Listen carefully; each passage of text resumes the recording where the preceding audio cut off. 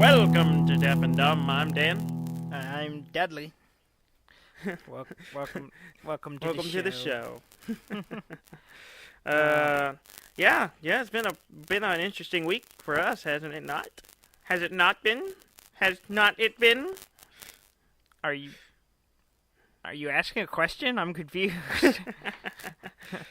Yeah. Has it? I don't know what you're getting at. I don't know. We've done, things have happened this week. Well, things happened one day for me. For the most part this week, nothing really happened. Oh, well, you know, the big things overshadow all the nothingness, Dudley. Or they should. That's how you get through life.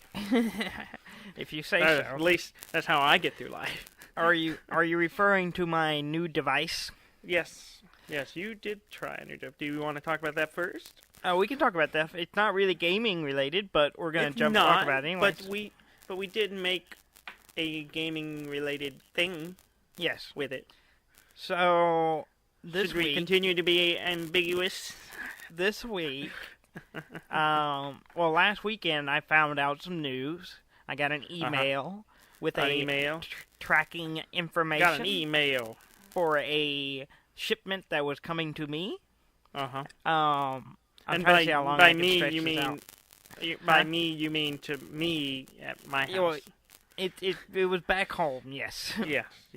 So technically it didn't come directly to me, but my 3D printer finally arrived. Yeah, I was expecting a reaction there, but okay. Sorry, I was writing excitement. I was writing notes. I was writing. Wow, that's awesome. Yes, that's great. Actually, it was really cool. Okay, but it was a little annoying because it came in a couple of days before you did, so I had a box I wasn't allowed to open all week. And it arrived Wednesday, but no one was there to sign for it. Yeah, because, you know, we all have lives and jobs. So you had to sign a piece of paper, and it came back the next day. Yeah, I signed your name. Yeah, you forged it. Who's going to notice, right? The federal government is coming for you, Daniel. Yes, come and get me. And prove that I did it. You forged my signature. That's a federal This is not an admission of guilt, this recording, by the way. Accepting someone else's mail is a federal crime. But okay, did you want me to have it returned? No. Then are you pressing charges? I might. No, but I'll have to think about it. So my Trinus 3D printer came in. I came back to town last weekend or this past weekend and put it together. Because it comes in a box in pieces, and you have to piece it together and screw all the screws in. And that was pretty cool. Yeah. Which I was going to do it like Saturday, but you were like, you should do it now on that Friday night. Because I was tired. Because I've been staring at that box for like 2 days. It was open. We'd opened it. You just like, you should put it together now. And I'm like, I'm sleepy. I wanted to see it assembled. So you put it together and I watched. I'm good at spectating. Yes. And then you immediately print something, right? Yeah. You just started printing away, right? You just printed your heart out. No, not at all. No. Were you stopped by something, Dudley? Well, was it? We went to bed first because it was like 10 o'clock at night, 11 o'clock at night by the time it was put together. No, it was like 2 in the morning because we're up late all night, Dudley. Yes. We don't go to bed at 10 like old people. Actually, I didn't go to bed till like 2 that night. I didn't either because I was reading. Reading? Yeah, because I'm a cool guy. I read. What were you reading?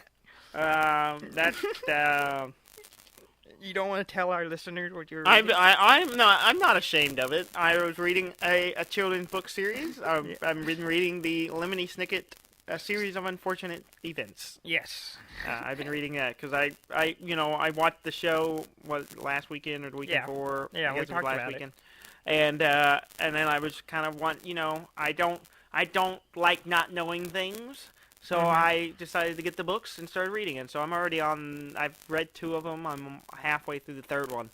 So I'm just burning through them. And they're not long books. I would hope so. They're read. children's books. Yeah, they're not. They're on your reading I would have level. been probably almost done with all of them if I had put more time into reading. So I haven't actually been reading that much lately. But I do want to continue reading. But anyway, so that I will know what happens. So that it will no longer have power over me.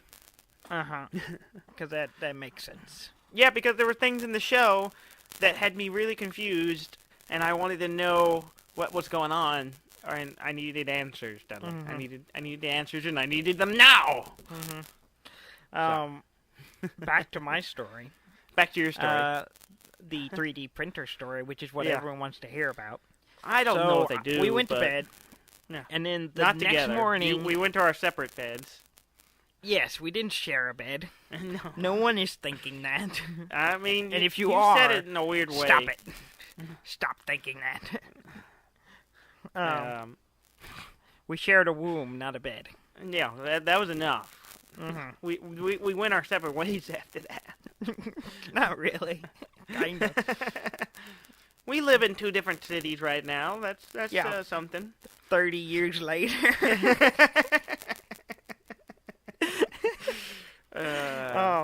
We haven't always lived in the same place. We have lived. No, there have been long stretches, couple of years here and there, where we have not lived together. They were a couple years. Yeah. I say overall we've maybe spent a year apart. No. Because I went to California for a while, and then I was in Houston, and then I bounced around a bunch for a while. So did I. Okay, maybe 2 years. Yeah, well, maybe 3 years. I'll go okay. 3. 2.5. We've But gone way off point. That's like, what, 10% of our life? Let's Actually, not it sounds a lot more than I think so. But anyway, back to the topic at hand. There you go. Anyway, so the next day. Next morning, I got up and started playing with the Trinus immediately. Actually, that's not true at all. That's not true either. I think I got up and did. It was productive. I went and got. Yeah, you did car maintenance stuff. Car and maintenance some other stuff. Things and, which is, I have a story on that too. So the car maintenance stuff. So our mother went with us to, and I was getting an oil change, tire rotation, go with you. And you said us, but I didn't go. Oh, okay. She went with me. Sorry, I forget we're different people. Yeah. Okay. She went with me, and we both took our DSs. Our 2 DSs. You're both a bunch of nerds. So we're sitting in this. It's like a little tire shop, and they do oil in the change little waiting stuff. room, right? And they have a little waiting area. We were sitting in the kids section for one. On the sofa next to each other. Both of us have our 2 DSs in our hand. And she is just talking my ear off about Animal Crossing. She does that. She just was going on and on. And I thought it was delightful. I enjoyed it thoroughly. It's great. But there was another woman, like, sitting, not 3 feet away from us. Like, in another sofa in the children's area. All of us sitting there. And I just wonder what that woman thought. What she was thinking? Has she reverted back to an earlier state? Because Mom was just telling me about this new stuff she got, and that there was a fishing tournament going on today, and she had already won it, but she got a second fish, and then she was just going on, and it was hilarious. And she loves that game. She loves it, and I like it too, and I love that she loves it. It amuses me greatly how much she likes that game. It brings me joy when I see her playing it. And which is funny because she went so long without playing, and then she just update and she's back in it. Yeah, well, because but she played it for so long. Even when we had stopped playing she played it for a year or so. She played it for 2 years. Oh, really? And then she was didn't playing play it for like a year. We did. And then the update came out, and we checked out the update, and then she got right back into it. So I get on it every once in a while just to do stuff, but I haven't been playing as much. But every time I see her playing it, makes me want to play it, but I end up having other stuff I have to do. So, so I played Pokemon a little bit while she was talking to me, but anyway, back to the story. The Trinus 3D printer. Mm-hmm. So after I took care of my car maintenance, came home, and I started playing with it and trying to do it. Mm-hmm. Well, it comes with a little SD card. Mm-hmm. And the instructions said there was an auto print on it, which there wasn't. I had to go download it. Yeah. My guess is they didn't have time to load up all the cards, so they just sent the card and you could do it yourself, which is fine. Yeah. So I downloaded the auto print, which is a test print they sent, so you can try out your machine immediately. Yeah. And so I followed the instructions. I fed the filament into the extruder, and then I pushed the SD card in there with the auto print, and I done it, and it wouldn't start. Well, it did start. It would start. It started. It started would going move through the around. motion. It would move. It was moving around like it was printing. But nothing was coming out. Nothing was coming out. It was just kind of just printing air. So I messed around with it, and I tried different things. I thought maybe I didn't have the filament all the way in there. Didn't have this or that, and it was kind of getting frustrating. And then, so I started reading online what would be causing this, and some people were like, well, there may be something, because the way it's designed is there's a tube that the filament goes into, and then at the bottom of that is the heater and the nozzle, and it all comes out. Mm-hmm. So they were saying maybe there's something obstructing it. So I took it apart. I took the housing off the extruder, and took it apart. And inside the tube was a piece of plastic. Yeah, a piece of purple filament that was left in there. Yeah, there was some purple filament that is inside of it. So I'm guessing they did a test print before they sent it out, or testing the filament, the extruder, and they, instead of pulling it out when it was hot, they pulled it and it broke it off, so it was stuck in it. Yeah. So I had to get it out. Yeah. Well, there was no way to grab it, because the ideal you could heat up the deal and then let it, pull it out. Well, I couldn't do it. So I took I took it all apart, and I took the tube, and I held it with some pliers, and then I heated up the tube with a lighter. Yeah. And let the plastic just melt. Burned it out. You smoked it out. I burned it out, literally, and then scrubbed it out a little bit with an Allen wrench, and then put it back together, and it worked fine. Yeah. After that, after you got that out of there, you started, and it started working. Yeah. And we started the test print, which said it would take 2 hours. Yeah. So we started it and went off and did other stuff. Yeah. We were watching Grand Tour, actually. Yeah. Great and show. then really silly show, but good stuff. And then we would pop in and see what it was printing. And it printed a Bulbasaur. It's a Bulbasaur. A little Pokemon. It's a Bulbasaur. It's like an inch and a half tall. It's a Bulbasaur. Maybe 2 inches, and it's small, and it's a Bulbasaur. It looked awesome. Yeah, it looks so good. Great, and it's really impressive. Looks really good. Yeah, and it took over 2 hours though. It took almost 3 hours. Almost 3 hours. It took a long time. Yeah, we ended up going to dinner, and then when we came back, it was done. It was done. Yeah, it was perfect little. It looked like a little marshmallow, because it was white. Yeah, because the filament I put in it was white. So it looked like a little marshmallow Bulbasaur. Yeah, and if you go to my Twitter account, you can see pictures of them. And it's up there. It's just. It's great.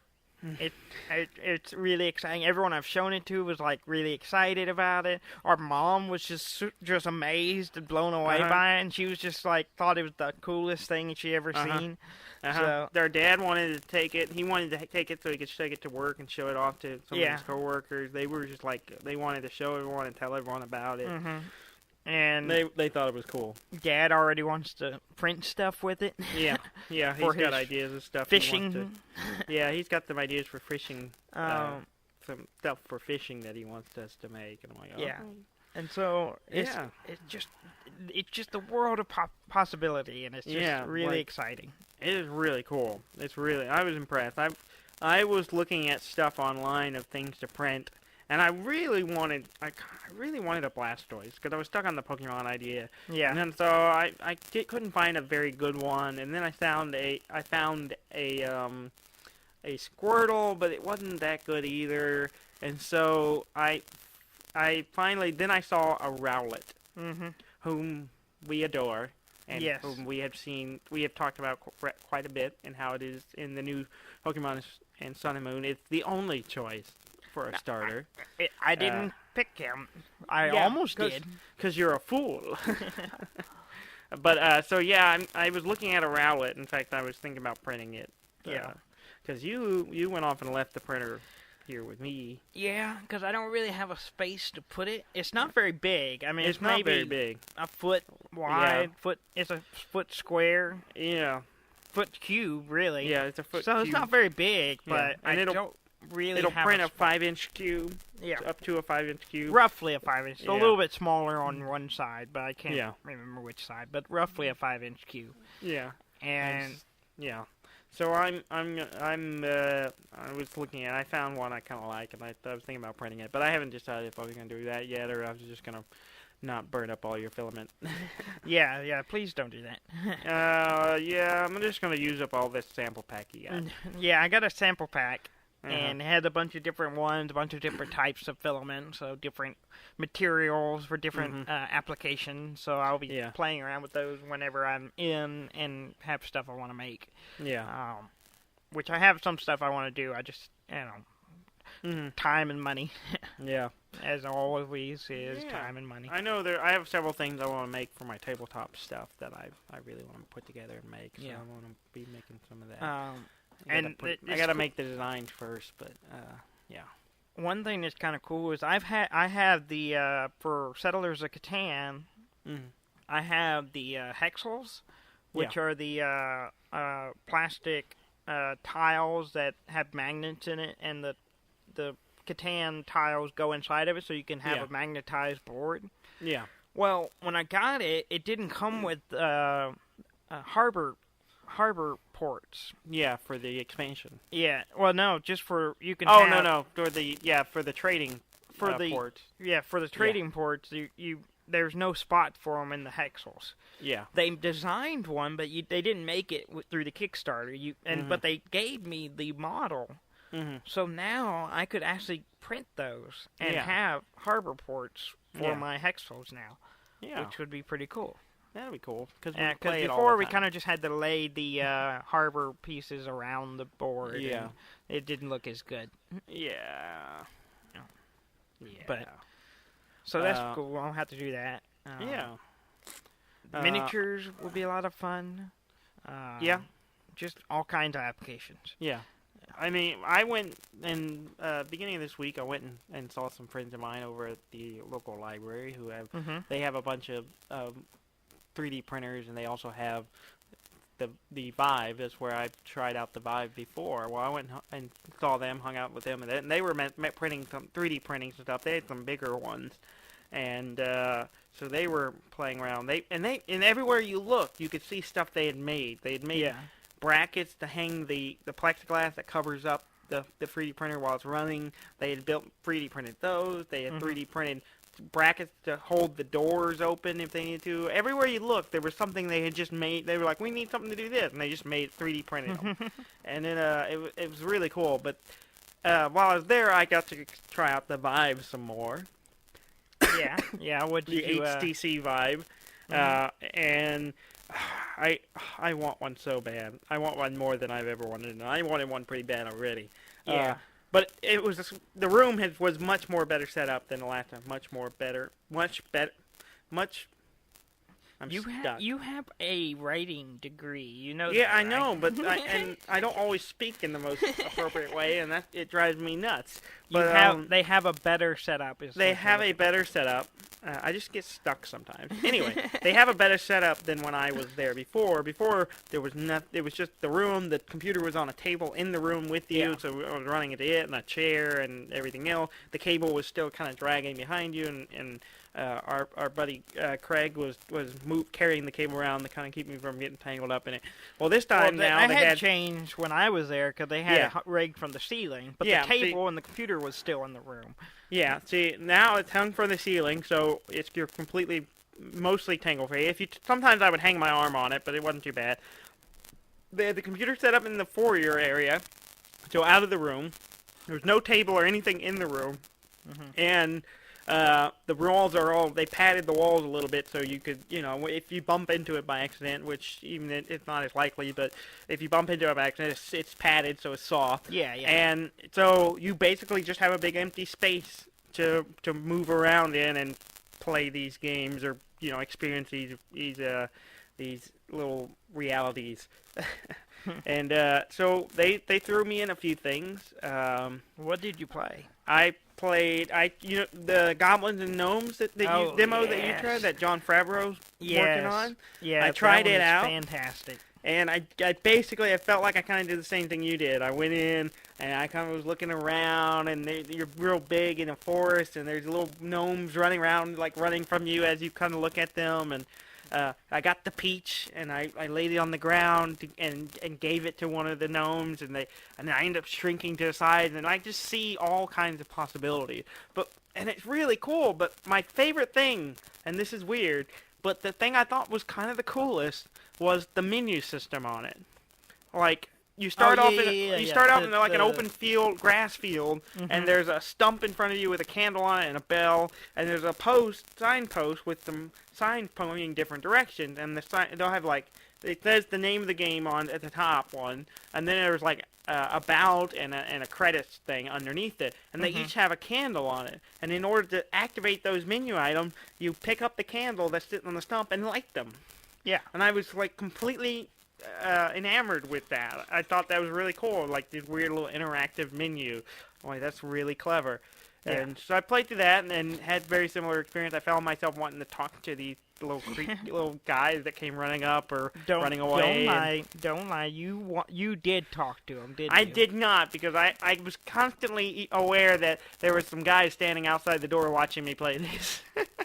Whatever. I seriously doubt you didn't talk to him, because I thought I was very close. I knelt down and I talked to the gnome. I did kneel down and looked at it and took the bell from it, and then I would like looking at their little houses. I was pushing open the windows and looking into their little tree houses. It was really cool.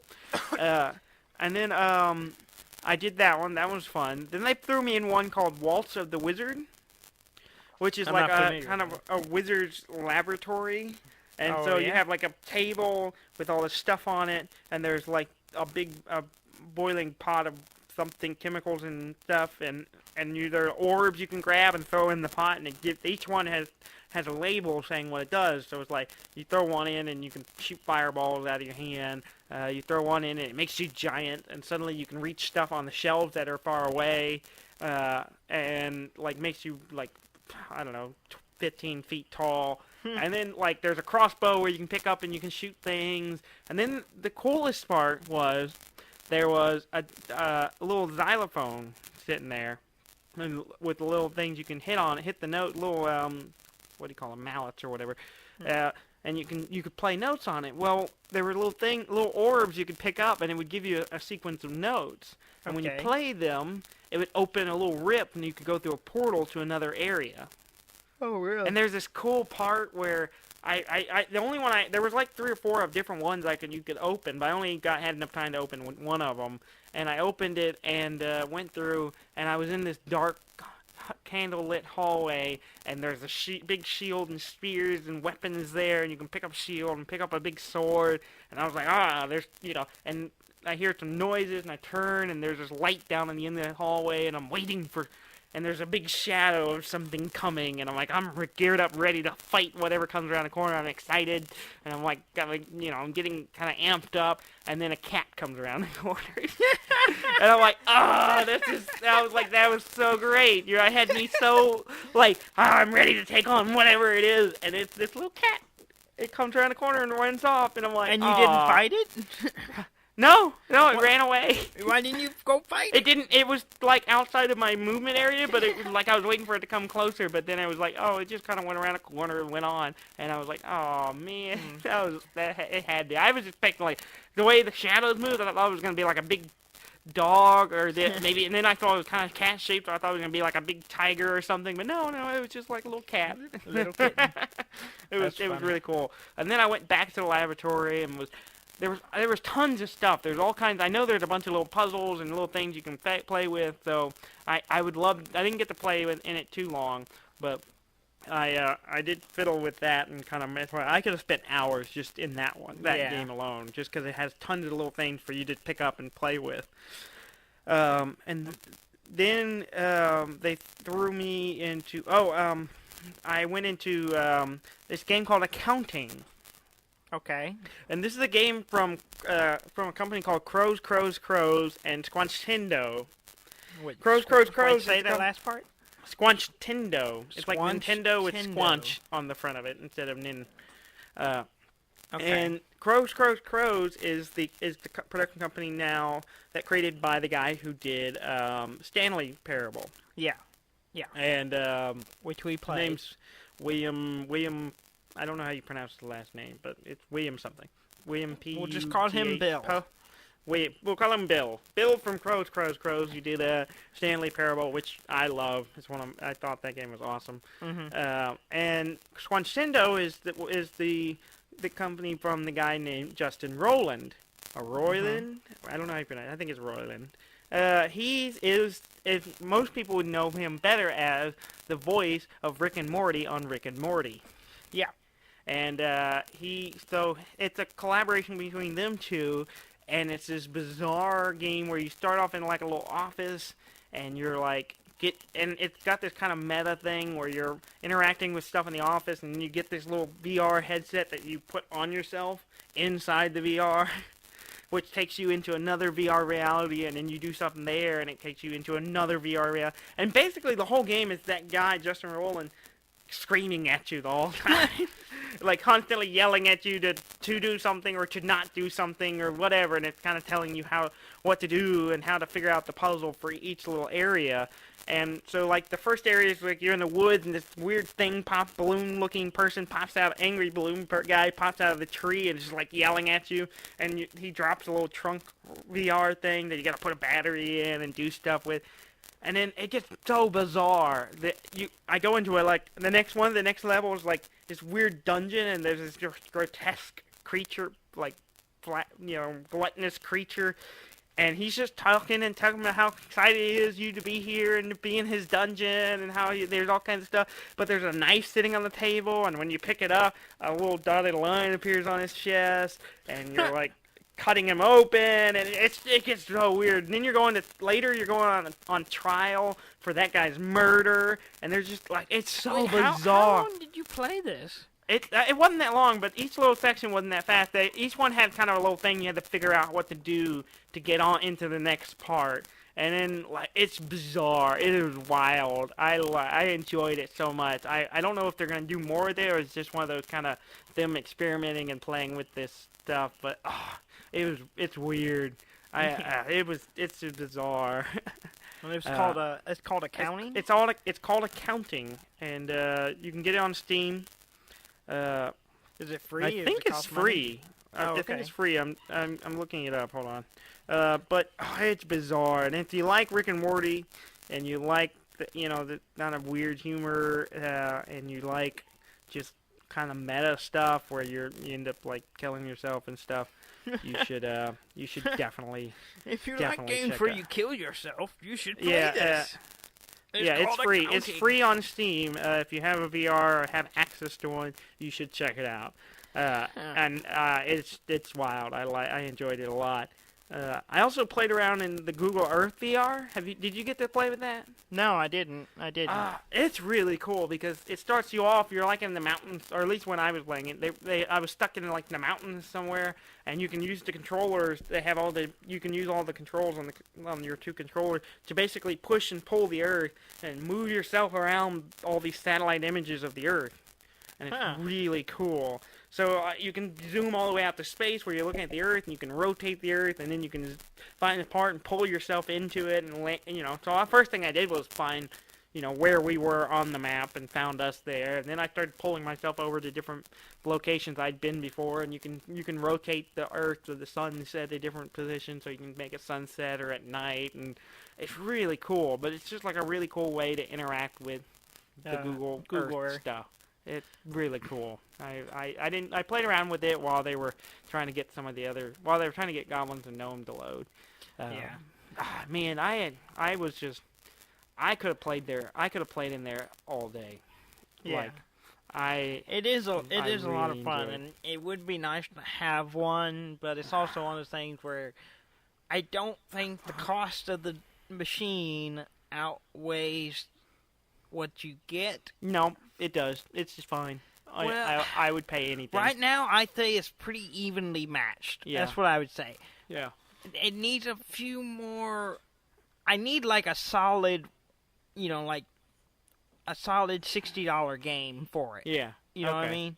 Yeah. Like a big company spent a lot of time, and something you spend, 20 plus hours playing, and... Well, I already own a few games that are VR ready. That I'm really intrigued playing. Like, for example, Tabletop Simulator is VR ready. Well, yeah, but that's not really a game. That's it's a platform for games, I suppose. Yeah, it's a platform for game, which is cool, and that would be really cool. good. But that aside, actually, Elite Dangerous is VR. You can play it as VR. Which I'm really intrigued and excited about trying out. You should just be like, go up to the library with your flight control and be like, hey, I got these flight controls. I need to use this. Can I just play some Elite Dangerous? Yeah. Y'all don't mind if I just sit in here for several hours? Yeah. I'm curious how adjusted I could get to that because, I won't be able to see my flight controls. Mm-hmm. So I'm wondering how accustomed I will get to... Of course, I can always activate the Vive, camera overlay thing or the camera, and I can see things. I imagine that would happen a lot, but I really want one. And some of the new stuff they have for the Vive looks really cool. I know they were showing off a lot of new stuff at CES, the CES convention. They were showing off they have a new head strap that has speakers built into it. Oh, really? Yeah, well, that's good. I saw some of that. It looked cool. I'm a little concerned about comfort, especially for us having already things in our ears. Mm-hmm. Headphones are kind of a hassle. We need ones that work. So they look more like just solid speakers, and I don't know if they just kind of hover above it, or if they, I'd have to try them on before. Hopefully, there's some adjusting to them. Yeah, adjustable. I hope so. Yeah, the way they looked, at least I don't know if this was a prototype, but it was just like literally hanging down underneath the strap to go over your ears. Oh, and it looked cool, and I'm optimistic about it. But they have that. They also have a new tracker thing that they have that it looks like a little pod thing that you can put on objects.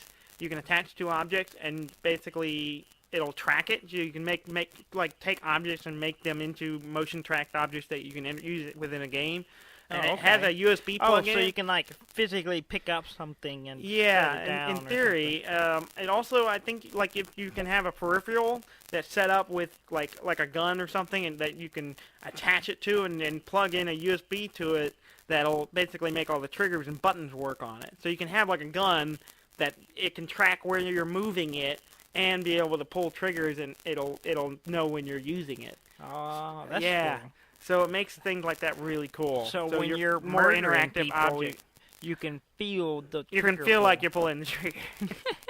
But and then of course I think we already talked about I saw some prototypes of the kind of the hands-free controllers that they're working on. Yeah, those look really cool. Those so look they're really cool. strapped to your wrist, so you can let go of the controls. Well, they strap to your palm.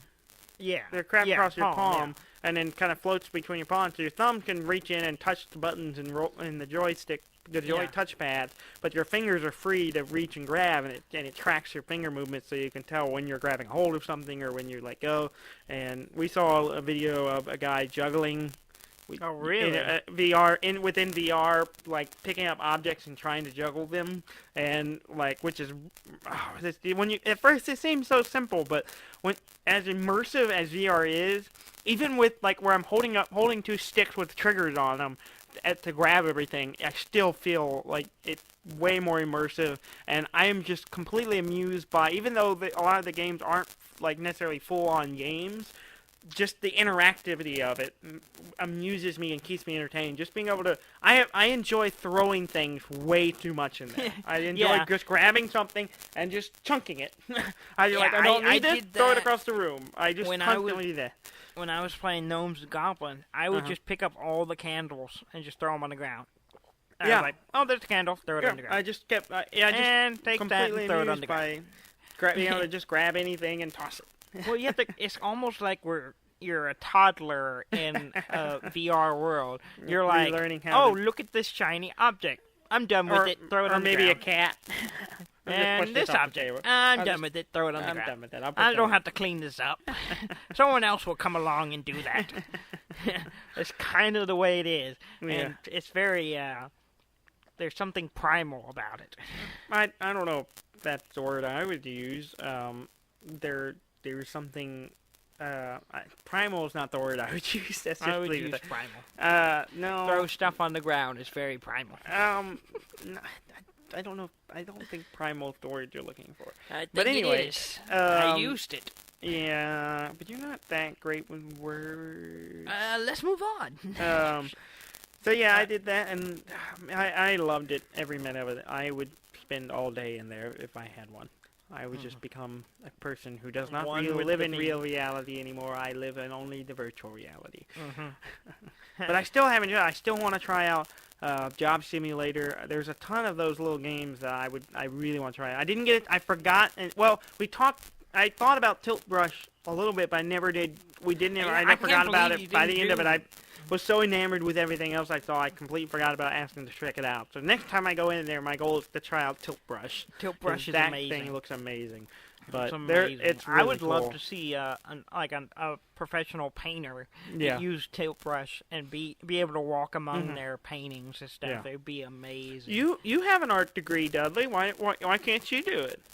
I'm not a painter. The best I ever did was charcoal drawings. And I'm sure you could set a charcoal setting. I'm sure there is. I didn't see. I mean, there's all kinds of stuff in there, and I'm sure there's ways you can add things to that game. If there isn't, there should be. It should be just as flexible as Photoshop, and it would be amazing. It looks cool. I didn't get a chance to try it out, but I will definitely have to remember to try it out the next time I'm over there. But I loved it. I want the an HTC Vive even more, especially since looks like they have a new strap that has speakers built in, which I actually was using a headphone this time. The first time they didn't have one there, so I couldn't use one. I didn't have any sound, so it was I was using headphones when I was there. Yeah, they had it by that point. Yeah, and in fact, it's the same kind of headphones I'm wearing right now. It's like oh, really? They upgraded it. It was like the one I had were just some cheap. Yeah, cheap this was like a nice professional Sony headphone set. Nice. And which was a little weird because they were talking to me, trying to kind of give me tips on what things to try or things to do, but I was trying to listen to what that was talking, so I was like a little disoriented, trying to listen to them and listening to when I was playing and counting. This guy screaming at me over an intercom or something, and I'm Too like, many people are talking to me. And I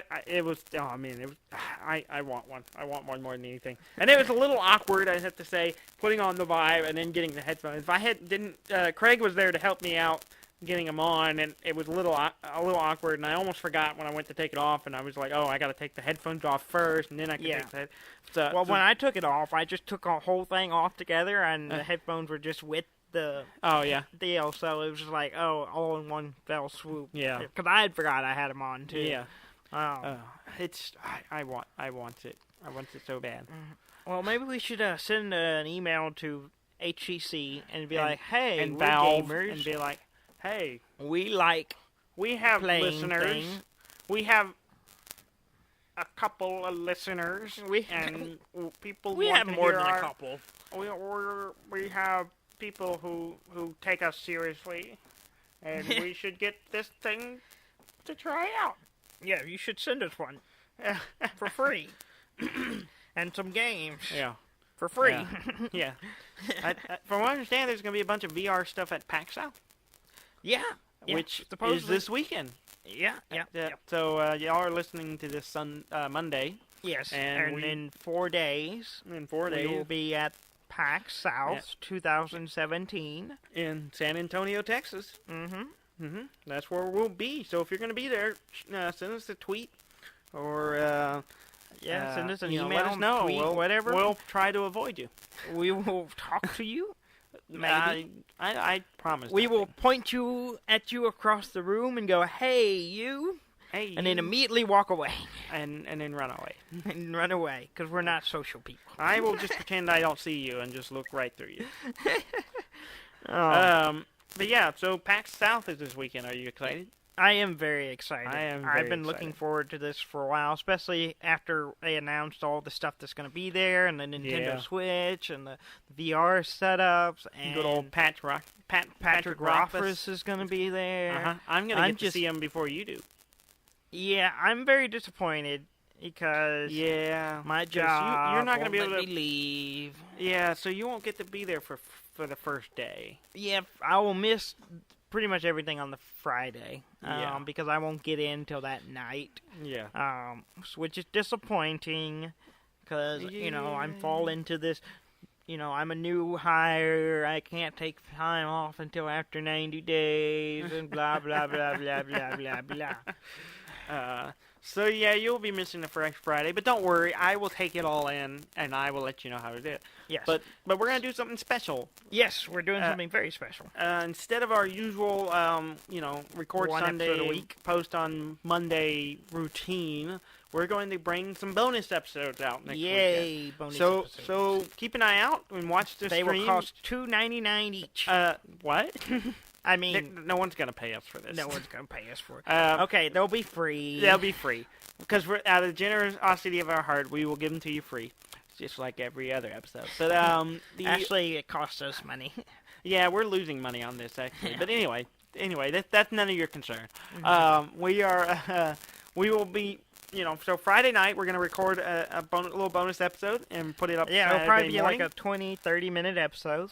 or just however long we feel like talking. Yeah, I mean, I don't want it to be too long, but I would say 20 to 30 minutes.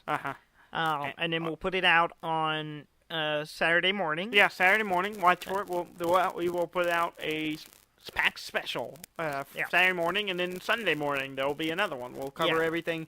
We'll talk about whatever we were playing that day, and then of course Monday we'll still have our usual episode, which will kind of be our big overall. This is what we experienced, but we're gonna record episode while we're there. We're gonna talk to people and see what happens, and just kind of have fun. Yeah, we're kind of winging it for the most part, but we're gonna record for sure. We're gonna have recaps of each day.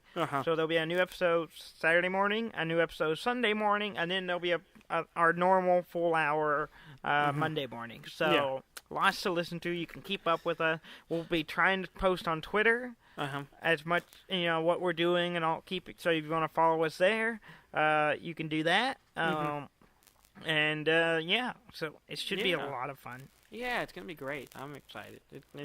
Hopefully we'll see some new games. We'll experience some new things. I'll be there on Friday, so hopefully the lines won't be too bad, and I can jump in a few things before it gets too crazy for the weekend. That's what I'm hoping, but you never know. I think every year this thing gets bigger. Yeah, it seems like there's more and more people there every year. It's like the first year was pretty big, and the last year something like was 7,000 people at this thing. Oh, really? And last year, man, they expanded out and took up more of the convention space, and there were still tons of people there. But I can't wait. It's gonna be fun. Yeah. The Nintendo Switch is gonna be there. They're gonna have VR stuff. They always have tons of board game stuff I want to check out. Yeah.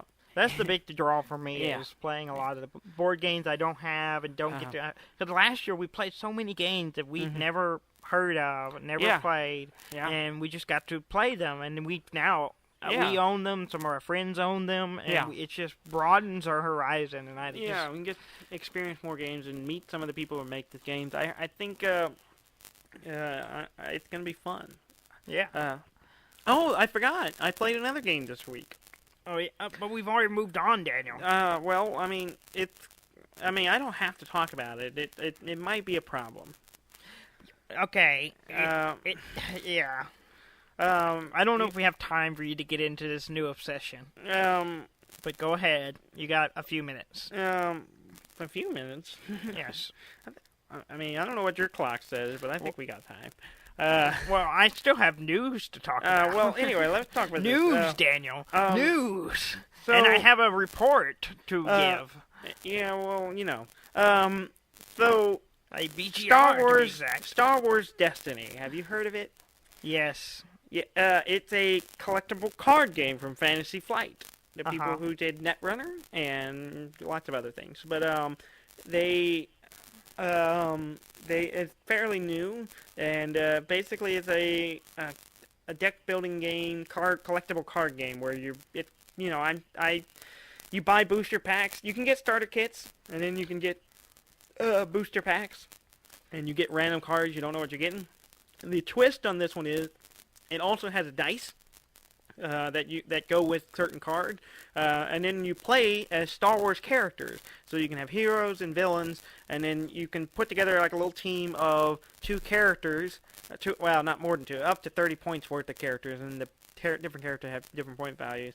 And then they have a dice with them, and there are also items that have dice with them, and you compete against each other. And it's really fun.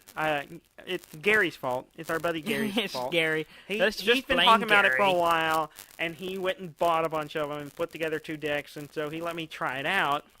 And thus you were hooked. Yeah, last Tuesday I you got pulled into a pyramid scheme. That's what you're telling me right now. Gary I'm not trying to sell bought you into it, and now I'm not trying to sell you on it. Into it, and now you're gonna pitch it to all our listeners. No. But and it's been really cool. And what's cool about this game, what's different about it, is that there's a constant reaction to everything that happens. So, like for example, if you and I are playing, I'll take an action, and an action could be, activating a card, activating a character, and rolling their set of dice, or attaching an ability or a tool to a character, which adds more dice to them, and then you can roll all the dice. And it gives you like attacks and shields you can put on them, or melee attacks or range attacks, or they have special abilities they can use. But you can't do any of it yet. You just rolling the dice. It's just one action, and so you have to wait. Everyone takes one action turn per person, and so like I'll roll my dice, and I have everything laid out. The other person, Gary, can see what I have, and probably can see what I should or can and will do my next action. But he had a chance to use his action to get rid of some of my dice, or to change them to something else, or to basically try to stop me from doing whatever would be most harmful for him. And then the whole game is whoever has their character still standing, or loses all, or goes through their entire deck, loses or wins. Whoever wins, I'm sorry, I'm completely fuddling this up. Whoever either doesn't lose all their cards or keeps their characters alive. I said that backwards. So if both your characters or all your characters die, then you lose. Or if you run out of cards in your deck, then you lose. Okay. So it sounds like a game. So you're trying to kill the other person's characters or make them run out of cards. So which some characters play that way. It seems like it's a game of manipulation. In a lot of ways, yeah. You see what they can do or possibly do, and then you go, "Oh, I'm going to manipulate that and take away." Yeah, I'm going to do stuff to try to stop them from being able to do that, or protect myself against that by either giving myself shields, which take away damage points when they attack, and things like that. So I played around with this. I won, actually. I played it was a Darth Vader, Kylo Ren deck that they had. So wait, you had Darth Vader and Kylo Ren. yeah. There's no it like can't have time that. continuity. You can't There's have both characters of them from in the prequels. There's characters from the new series. The next run of cars it's called. Has to do with the Rebels and is about like a lot of Rogue One characters I think are going to be in it, but they also has all characters from the original trilogy and so my deck was, and what's cool is that each character has 2 point values. So you can play them with 1 dice, and it's one cost, or you can play them with 2 dice, which requires you getting 2 copies of their card to get 2 dice. So, which is harder with some of the rarer cards like Darth Vader. So you can play it, but they're more powerful, but they cost more points. And so you can play 2 dices on on Darth Vader and so on and so forth. So I was playing 2 dice on Kylo Ren, which comes with the Kylo Ren starter set, and then with Darth Vader, and I managed to win barely. Gary was about coming back on me. It was really close. I think it was mostly I rolled really well a lot. But anyway, so after I won the game, I was really intrigued, and I was interested, and I was like, well, does the local shop have a starter kit? Because I'd like to get a starter kit and maybe some booster. And I was like, he said, well, they did, so I gave him a call, and he had already planned, he's in this worse than I am. He had already set up to buy a case of booster packs from the shop. So I called them and said, hey, do y'all have a starter kit for this? And they're like, no, we're out, but we do have some booster packs. And he was like, oh, so they got them in. So we was like, we're coming over. So we went over there. He got his case, and there was already another case that was already open. About 10 of the boosters were already gone. Yes, we did count them. There's normally like 36 in a case. There was like about 10 of those were gone. And I bought half of what was left in that case, all of the booster pack. And so we went back to his place. You know what this sounds like to me? What? This company, who makes this game? Fantasy Flight. They're just printing money. They go, hey, you have to buy these booster packs to play more. You need to buy them more so you can get 2 of the same thing. Well, so you can have multiple dice. It's really clever though, because if you end up with money, it's not like in the old most card decks. If you don't, you get a card and you get a second one, it may not be normally that useful, except when it's characters, then you can play them with 2 dice, and so you want 2 of everything in most cases. And so you spend more money. Well, yeah, it's a collectible card game. That's how those things work, and it's just money. Money. But it's a good game. They're just going, look at all this money we're getting. But it's a really good game. We're gonna make it where you buy more of them and call it a mechanic. But listen to this. This is the best part. We got our cards, and we went back to his house, and we sat at a table, and we all started opening them. And I was having flashbacks from in the day when we were buying booster packs for Pokemon cards and throwing away a bunch of money. They had us then too, Daniel. But we weren't even actually playing that game. We never actually played the Pokemon card game. We just collected them. But I'm actually playing this game. But anyway, so I thought, I had 12 boosters, and I thought, I'm gonna open all these and not have a single character, and I'm gonna have to wait, and it's not gonna be that good. I opened the first pack. It's Princess Leia. So I was like, all right, that's a good character. That's good. I was like, cool. I opened the second pack, and it was Jango Fett. I was like, okay, cool. Nice, not I opened bad. the third pack. It was Bala Tick, who's like a random mercenary character in Force Awakens. Yeah, okay. I opened another pack. It was some random card. Open the next pack. It was Padme Amidala, who's an interesting character, but the card, her mechanics is really cool and interesting. Don't care anything about the character. And then I opened the sixth one I opened was Jabba the Hutt. Who's the big man himself. Yeah, and I was super happy to have that. Wait. Okay, so there's pictures of these characters on there, right? Yeah. So is this the Jabba Hutt in his final form, or in his younger form where he's walking around?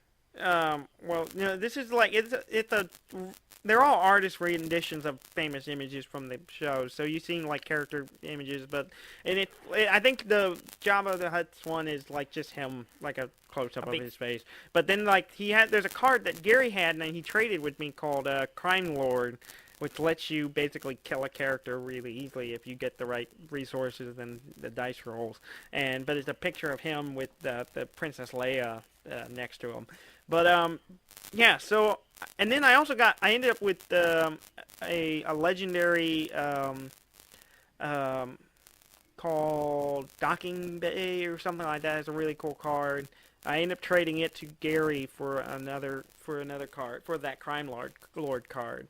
And so I had a really good pull. I got a bunch of characters. I had a lot of great cards all out of that. And I ended up trading him. Count Dooku is the other one I had. I got Count Dooku as well. So you got the. Wait, Count Dooku is the. Which one's Count Dooku? Count Dooku is one played by Christopher Lee in the original. Oh, okay, Christopher Lee. In the prequels. For some reason I was thinking, which one is Samuel Jackson? What's his character's name?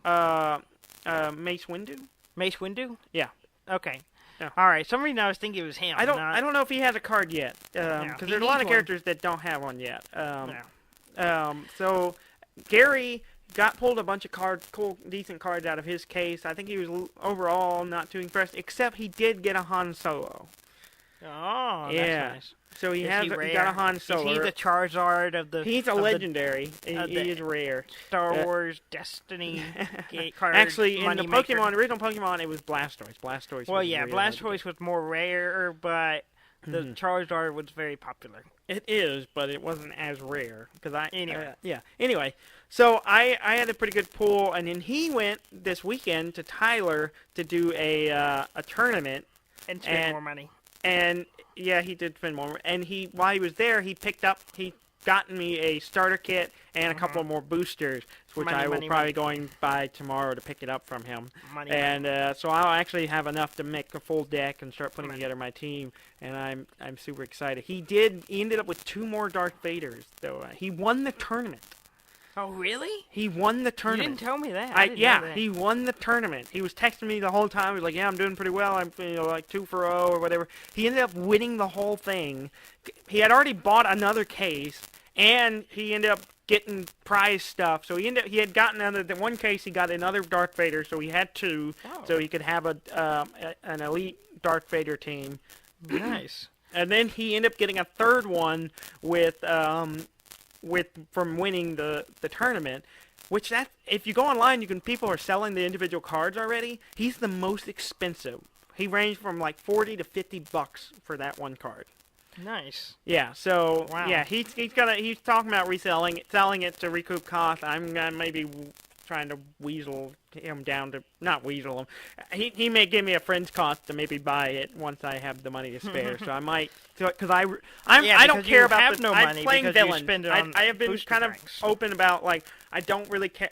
I like some of the hero characters, but overall the villains are always the best characters in the Star Wars world. So I'm kind of mostly focused on building villains deck, which is why I'm really excited about having some of the Sith characters, and I'm gonna get more of them as I try. So I really want Darth Vader, and a few other things. So it's been good. I'm excited.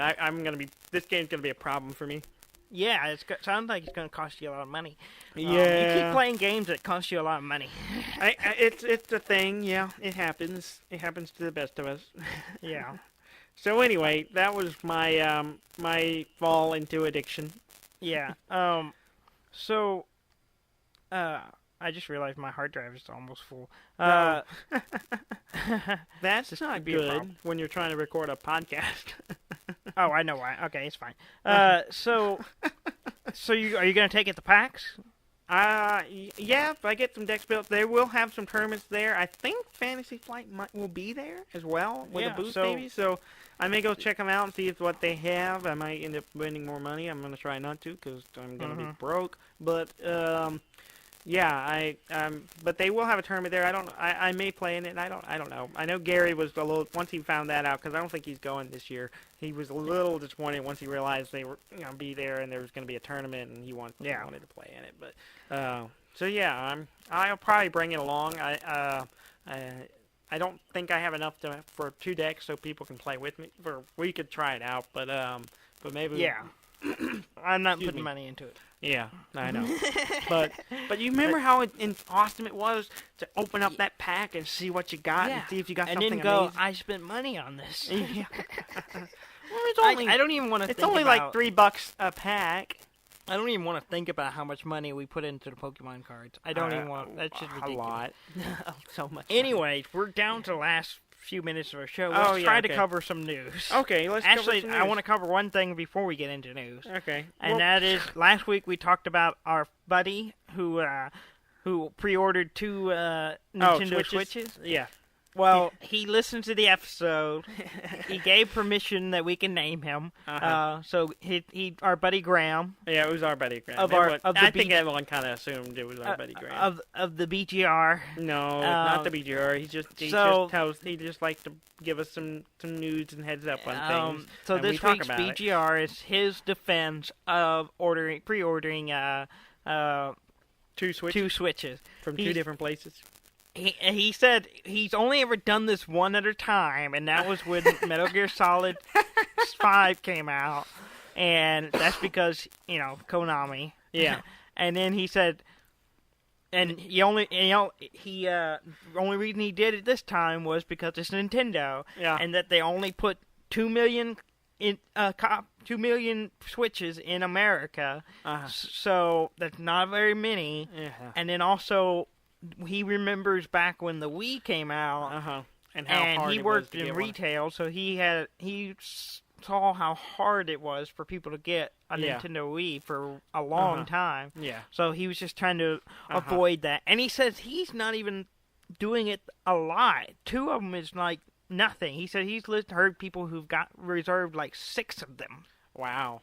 And that's See, that's the ridiculous. problem. Is all these people double dipping and not letting everyone and that's why have I said, I was like, well, I'll just wait for those to cancel. Because they're not going to keep them. Yeah. I want one. I probably don't have the money to spend on it, but I do want one. I'm hoping I'll I'll have it. Y'all, because you or Rob or whoever, if either one of y'all get one, I will have to check it out. My or plan I'll just bug Graham and get him to let me check it out. Yeah. Because my he's plan probably is going to get one, odds are. Well, he is getting one. I guarantee you he'll get one. But I would even go so far as guarantee he'll get 2. And if because he's gonna cancel one of them, whichever one goes through first, he gets.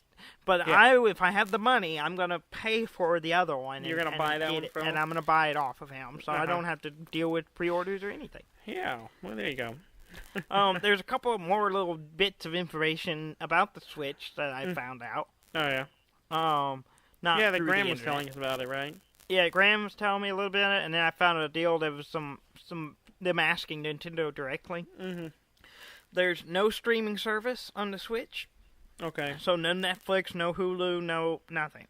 At least not at launch. shipping. Yeah, at launch. I'm sure they'll add that stuff later. Eventually, yeah. Yeah. Not backwards compatible. Okay.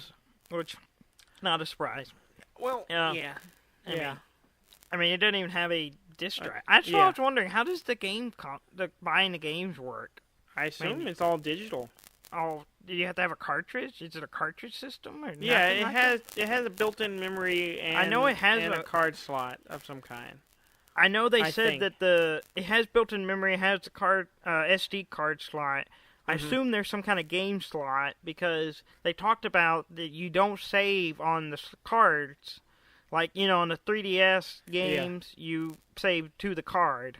Yeah. Like your Animal Crossing games is on Animal cartridge. Crossing. Yeah. This, it won't do that. It'll save to the system. Yeah. Like most other systems do. Yeah. There's also no video capturing. So no, you can't take a video of the game you're playing.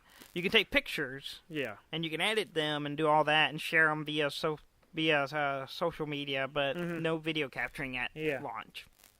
So a little disappointing in some areas. Not a deal breaker. Yeah. Because most of these things will probably change within a year or so. I wouldn't doubt. Yeah. The only other thing of interest in news this week that I wanted to bring out was Gabe Newell. Yeah. Newell. Newell. Is it Newell or Newell? I don't know. Newell. Whatever. Gabe Newell. I've only ever read it. Gaben.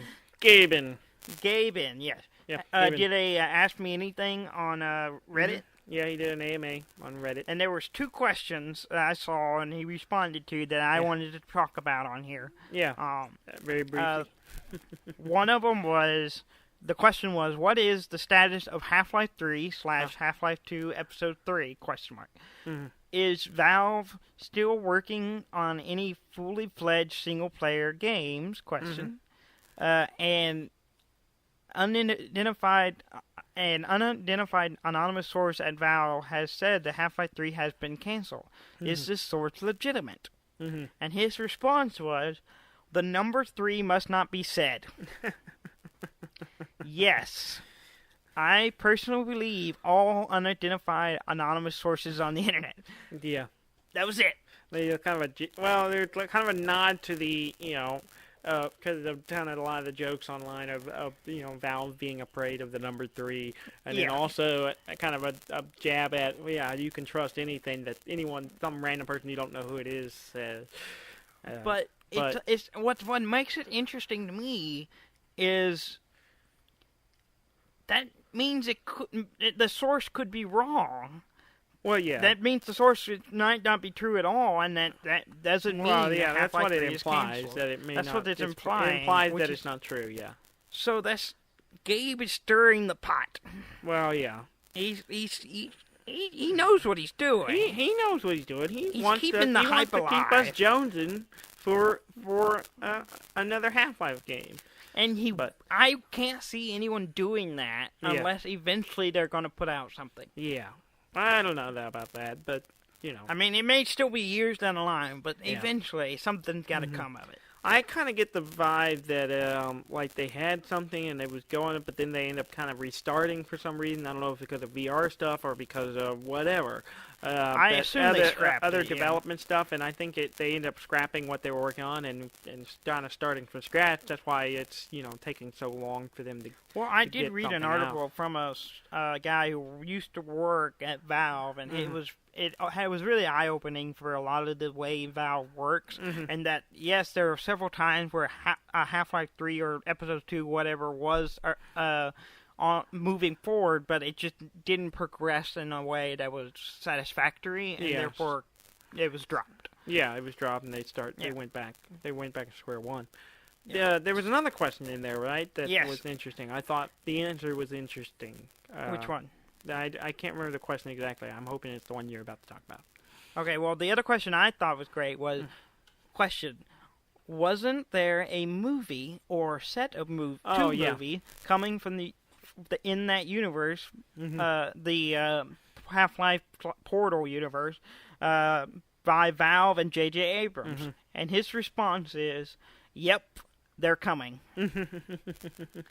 Yeah, so it's in the works in some form. Probably still in early pre-production and that's stuff. Pretty cool. Yeah, that's cool. That's an interesting idea. He also did say that his favorite game, single-player game that Valve put out was Portal 2. Oh, yeah. So he's a much bigger fan of Portal 2 than he is of Half-Life. So we're more likely to get a Portal 3, Roman numeral 3, than a Half-Life 3. I don't know. I think it'll eventually happen, hopefully. But I'm not. It's at the point where I'm kind of at the point where I'd love to see it. I'd like to see what the hell happens in the story. But when it finally comes out, it'll come out. If not, I'll move on. Yeah, it's one of those things that's not going to hold your breath. And when it happens, you'll get excited. Yeah. And that'll be it. Yeah. Until then, we will invoke the name of 3 and hope it doesn't extend the date. Okay, that's all I got. Yeah. We went a little long today, but that's fine. Yeah, because someone had to ramble about games. It was a big thing. Schemes. It was a big event. I had to cover it. It's a cool game. Well, anyway, let's wrap this up. I only spent 15 minutes talking about non-game related items. Yeah. It says the person who spent forever talking about a 3D printer. Please go to our website at deafandumb.com. That's DEAFNDUMB.com. At top of the page, all the links are up there. You know all about them. Go and click on them and see where it takes you. Unless you're a new listener. Unless you're a new listener, then you'll have Path of Discovery before you.